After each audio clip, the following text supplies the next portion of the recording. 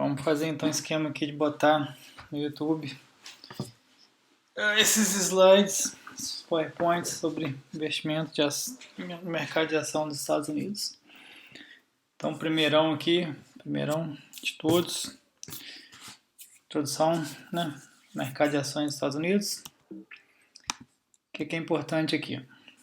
Primeiro slide, segundo, na verdade, só para vocês saberem que tem dois mercados, né? Um é o de Nova York e o outro é Nasdaq. De Nova York tem uma sede física, Nasdaq é só, né, por computador. E Nova York, ele é o mais antigo, então tem, né, empresa de tudo quanto é tipo. O da Nasdaq é mais recente e ele principalmente empresas, né, na área de tecnologia. Então, essa diferença é importante. E o horário, né, de abertura, né, do mercado de ações entre 9h30 e 4 da tarde, horário dos Estados Unidos. Isso é importante, porque é o horário, né, que os investidores, né, principalmente os grandes investidores, estão ativos. Só que assim, o mercado de ações ele não funciona só durante esse horário. Tem uma abertura inicial, né, um pré-abertura, e depois que ele fecha, ele na verdade tem algumas horas, né, 4 horas depois, né, de fechado o horário oficial. Então assim, tem algumas horas antes, algumas horas depois que funciona. Mas como não são os horários, né, principais, acaba que tem um volume, né, um número de pessoas comprando e vendendo muito menor, muito inferior. Então, no final das contas, é muito mais volátil. Acho que o ponto aqui, o mais importante para vocês guardarem é esse. Durante o horário principal, 9h30 às 4, a volatilidade ela tende a ser um pouco menor, porque tem mais gente vendendo e comprando, então uma coisa faz um buffer, né? Agora, no horário que tem menos gente, é fácil, né? Algum investidor com um volume um pouquinho maior de ações para vender ou para comprar, fazer com que o valor da ação mude muito rápido.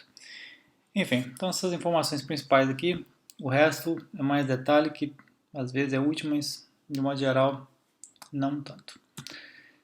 Então, existe uma diferença muito grande, uma diferença básica, né, entre mercado de ação e os índices que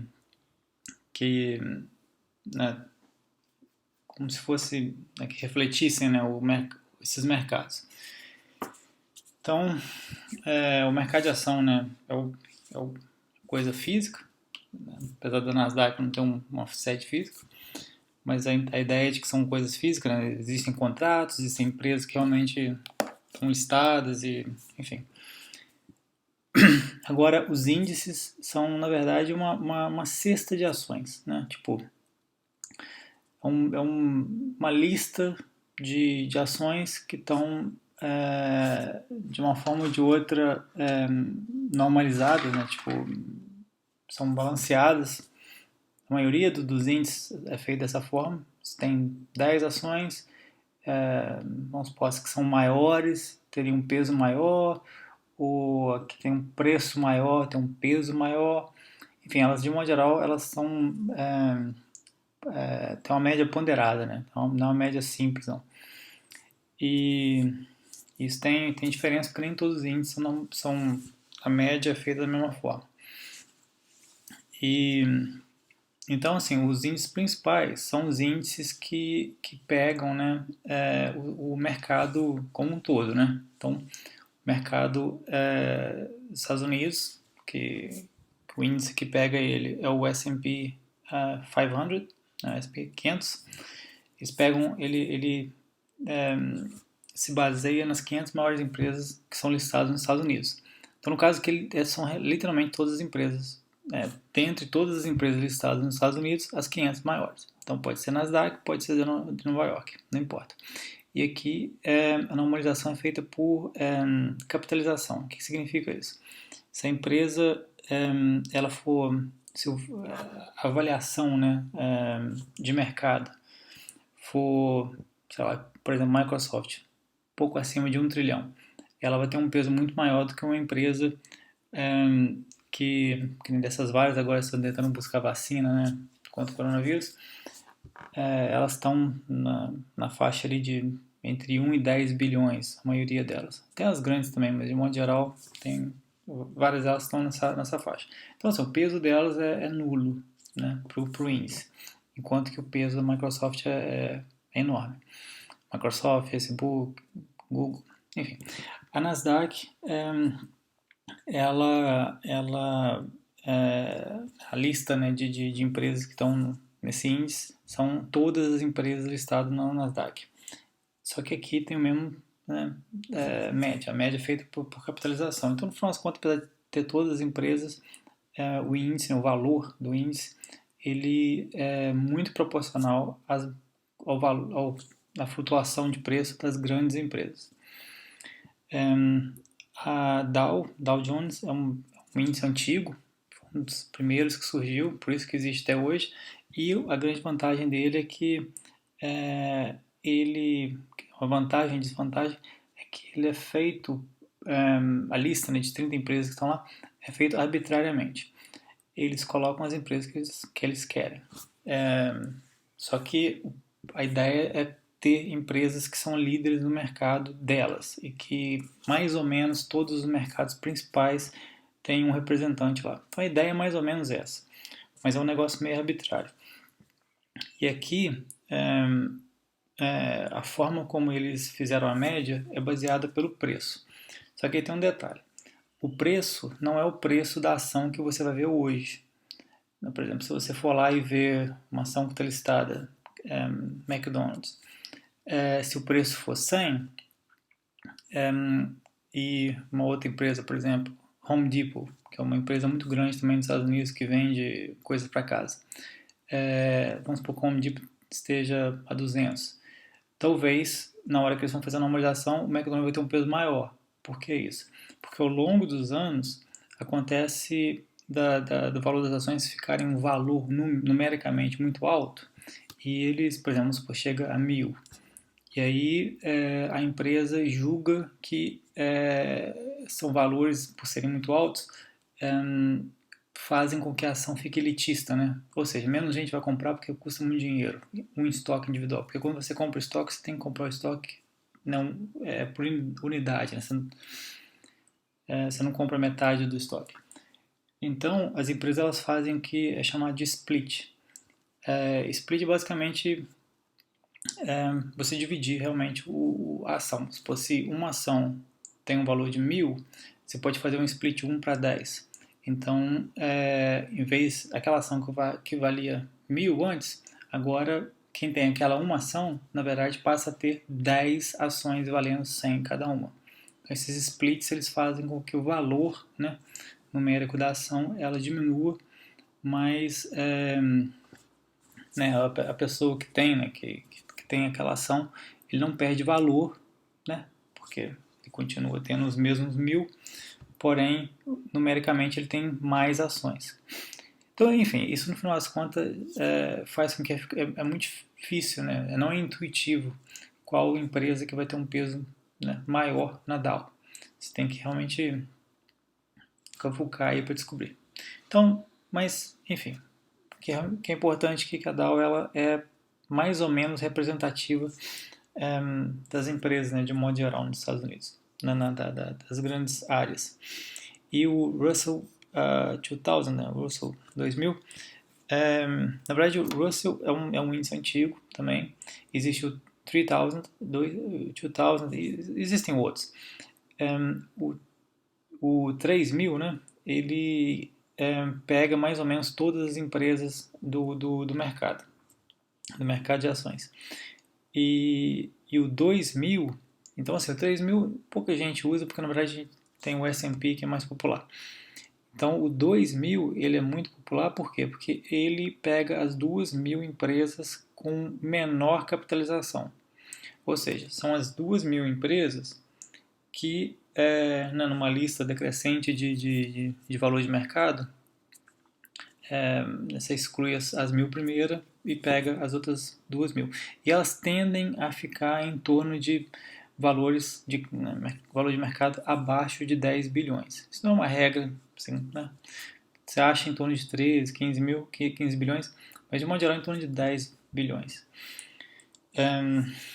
Enfim, e elas também são né, por capitalização que é feita a média. Então, a gente já viu mais ou menos, né, o que cada um significa naquele slide anterior. Quando as pessoas se referem ao mercado, né, mercado norte-americano, eles estão se referindo ao S&P 500. É tipo o Ibovespa, né, no Brasil. Então a Nasdaq ela seria, né, o setor de tecnológico, né, apesar de que não tem só empresas de tecnologia, mas de modo geral é de tecnologia. E de uns anos para cá ela tende a liderar o mercado. A Dow, como eu já falei, né, é uma lista de empresas que foram selecionadas arbitrariamente e eles falam, né, que tem uma forma de selecionar, mas no final das contas é realmente arbitrário. E como eles pegam, assim, né, de modo geral, as empresas que são líderes, e líder não é necessariamente a líder atual, mas eles realmente consideram histórico e tal, por isso que é meio arbitrário. E então ela reflete um pouco melhor a economia, porque, por exemplo, se você usar a S&P para poder ver como é que está a economia hoje, você vai ter um susto, né? Você vai achar que a economia está muito boa, porque está recuperando muito bem da crise. E se você for olhar a Dow, por quê? Porque a S&P ela é muito tendenciosa às maiores empresas, e essas estão recuperando melhor. Agora, se você for olhar a Dow, você vai ver, né, empresas na área de finanças que foram fortemente afetadas com essa crise, na área de alimentação, as pessoas pararam de comer fora, de transporte, petróleo, e elas são mais ou menos normalizadas por igual, mais ou menos por igual. Então, você tem uma noção melhor do que está acontecendo com a economia. E aí uma coisa, e aí tem, né, o Russell 2000, e uma coisa interessante do Russell 2000 é que como ele lida, né, como ele lista as empresas de menor capitalização, né, empresas menores, ele é um bom índice para você ver se o mercado está, como diz, se os investidores estão propícios a assumirem risco ou não. Por que isso? Imagina uma empresa que tem um valor de mercado de 1 bilhão. Isso é uma empresa muito pequena, né? Para padrão de mercado, 1 bilhão é muito pequeno. Então, essa empresa, vamos supor que ela seja uma empresa de biotecnologia. E se ela está valendo em torno de 1 bilhão, é porque provavelmente ela não tem nenhuma droga no mercado. Mas ela possivelmente tem algumas drogas, né, em processo de aprovação, né, triagem clínica, essas coisas. Então, essa empresa, ela vale 1 bilhão porque ela não faz lucro, não tem lucro ainda. Possivelmente. Ainda mais se for na área de biotecnologia. Então, por exemplo, para o investidor é o risco altíssimo, porque, né, o FDA pode não aprovar a droga, muita coisa pode acontecer para essa empresa eventualmente até falir mesmo, né? Não ir a lugar nenhum. Porém, quando, né, se tiver uma droga aprovada, o valor de mercado dela multiplica várias vezes muito rapidamente, porque a chance, né, dessa empresa começar a fazer dinheiro de verdade e rápido se torna real. Então, assim, essas empresas que são listadas no Russell, elas têm essa característica. São empresas que o valor de mercado é pequeno, então a probabilidade, a possibilidade delas dobrarem, multiplicarem, né, o valor de mercado existe, é real. Porém, o risco também delas caírem e até entrar em falência é muito real também. Então, o retorno é muito alto, mas o risco é altíssimo também. Então, se o investidor, por exemplo, se você for comparar, né, com a Microsoft é em torno de 1 trilhão. Para você duplicar o valor de mercado dessa empresa, assim, imagina o tanto de coisa que tem que acontecer em termos de valorização da empresa para gerar um outro trilhão, né, de valor de mercado. É muita coisa. Então, uma empresa como essa não duplica, né, do nada. É muito difícil. Agora, uma empresa que não está faturando e que de repente fatura, começa a faturar, o valor de mercado dela duplica, triplica, quadruplica em um ano às vezes. Então, isso que é importante nessa Russell 2000. Tem, né, essa parte é importante para entender aqui, que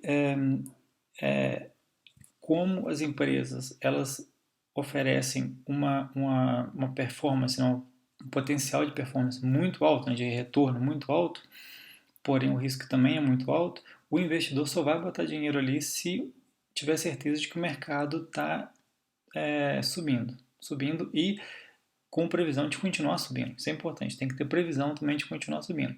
Ou seja, se o investidor estiver seguro de que o investimento numa empresa de alto risco não vai ser comprometido por um mercado em queda, porque, por exemplo, se o mercado estiver em queda, essas empresas elas são as primeiras a serem cortadas de qualquer portfólio. Qualquer investidor grande vai cortar essas empresas do portfólio deles. Vão favorecer as empresas grandes, né? Porque são as empresas que geralmente sofrem menos. Então, o investidor, se ele estiver olhando para o futuro, né, quando ele olha para o futuro, se ele vê que o mercado como um todo tem prospecto de continuar crescendo, ele vai investir nessas empresas menores. Então, o Russell 2000 ele é muito bom para dar uma noção de qual que é o humor, né, dos investidores. O tanto que eles estão dispostos a pegar isso, a assumir risco. E nos Estados Unidos se usa o termo bullish ou bearish. Bullish vem de bull, né, touro, e bearish de urso. Bull, né, porque tem o chifre, né, que joga para cima, e o bear porque vai com a pata para baixo. Então pata para baixo, movimento do mercado, né, em declínio, né, e o touro jogando o mercado para cima. Então esses termos são importantes, porque quando você for ler notícias, vão ver isso com muita frequência. O investidor tá bullish no mercado, tá bullish na ação X, na ação Y. Você pode também ser bull ou bearish numa ação específica. Enfim, e esses termos também se aplicam, né, ao mercado como um todo. Se o mercado estiver subindo, né, sólido subindo, é um bull market. Se ele estiver descendo, mas se for, né, realmente uma descida substancial, é um bear market. Um termo que eu não coloquei aqui, mas que faz parte, né, desse bull and bear market, é correção do mercado, que é um declínio, mas não é considerado um bear market. Então, assim, por agora, né, de forma meio simples, se estiver para cima, bull market, se estiver para baixo, bear market. Mas tenha em mente que bear market não é exatamente, só de estar para baixo não é bear market, não. Mas por hora, ter essas duas, né, diferencial é importante. Desculpa. Então aí, uma coisa meio interessante é comparar os índices principais, né, os 4 índices que a gente viu antes. Aqui, azul é o S&P, e aí vermelho é o Nasdaq, Dow Jones ou Russell. A forma de fazer esses gráficos, caso vocês queiram fazer, se não tiverem feito ainda, você vai no Google, né, coloca lá o índice que você quer. Eu coloquei isso aqui porque vai ficar como base. Aí você vai em finanças e aqui comparação, geralmente ele já te dá as comparações, né, que fazem mais sentido. Por exemplo, com a Nasdaq. E aí você tem a opção, né, de comparar no intervalo de 3 meses, 6, né, por aí vai. YTD, Year to Date, né, um período de 1º de janeiro até o dia de hoje.